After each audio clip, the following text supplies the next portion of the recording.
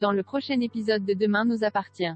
Tandis que la police fait une découverte sur Clément, la réouverture du Spoon est laborieuse. En parallèle, Adrien fait une révélation qui ravit Jack. Attention, les paragraphes qui suivent contiennent des spoilers sur l'épisode de Demain nous appartient diffusé demain soir sur TF1.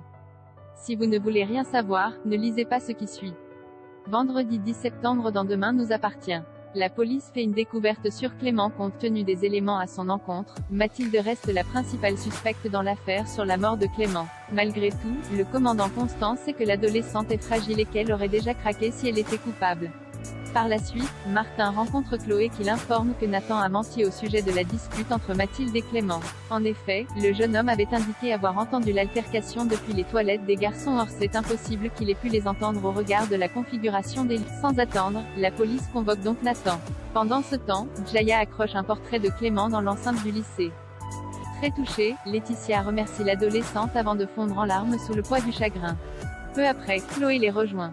Même si elle trouve la photo très belle, elle aurait cependant préféré qu'on lui demande l'autorisation avant de l'accrocher, mais Jaya indique qu'elle a eu l'agrément de sa mère. Plus tard, Irène se rend dans le bureau de Chloé et la questionne sur la présence des policiers dans l'enceinte du lycée. Mais la proviseure ne peut rien lui dire, ce qui ne plaît pas à la CPE qui l'accuse d'abus de pouvoir. De son côté, Nathan est interrogé et finit par raconter ce qu'il s'est réellement passé le jour du drame. Clément était en réalité le dealer de Nathan. Ce dernier avait rendez-vous avec lui dans les toilettes des filles pour lui acheter de l'herbe. Lorsque Mathilde est arrivée, Clément est donc sorti pour lui parler. Nathan rapporte alors que ses deux camarades se sont disputés. Pour sa part, même si Clément lui devait de l'argent, Nathan jure qu'il ne l'a pas tué. Avec ces nouveaux éléments, Martin et Georges décident d'orienter leur enquête sur l'activité de dealer de Clément. À plusieurs kilomètres, Jordan s'enferme dans sa chambre puis récupère un sac contenant plusieurs liasses de billets ainsi qu'un autre contenant un bloc de shit. La réouverture du Spoon est laborieuse. C'est le jour de la réouverture du Spoon.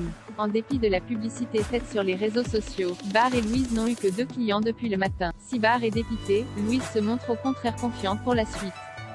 De son côté, Vanessa a prévu une omelette mousseuse aux truffes d'été pour le service du midi.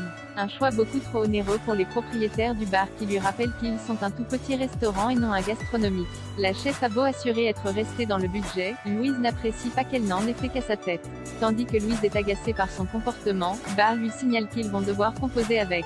Plus tard, Lina et Maël débarquent au Spoon à l'heure du déjeuner. D'abord réjoui à l'idée d'avoir ses 2 vrais premiers clients de la journée, Bar est rapidement déçu de constater que les adolescents sont venus uniquement pour obtenir des détails sur la prise d'otage qui a coûté la vie à Ulysse.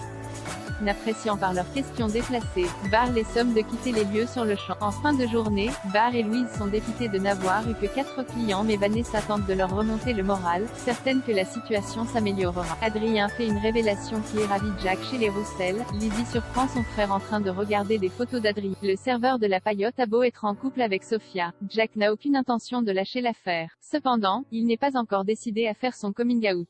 Par la suite, Jack se dirige à la Paillote pour boire un verre. Comme il n'y a pas grand monde en terrasse, Adrien en profite pour jouer de la guitare et entonner une chanson d'amour dédiée à une jeune femme. Lorsque Sophia arrive, Adrien l'embrasse, ce qui pousse Jack à s'installer un peu plus loin. La fille d'Ognier a bien vu que Jack craquait pour son petit copain. Adrien, qui n'a rien remarqué, se dit alors très flatté et ajoute qu'il n'a aucun problème avec cela. Tandis que Sophia le questionne pour savoir s'il a déjà eu une relation avec homme, Adrien répond que non mais qu'il n'est toutefois pas fermé à cette idée. Une conversation qui n'a pas échappé à Jack qui s'imagine déjà conquérir son cœur.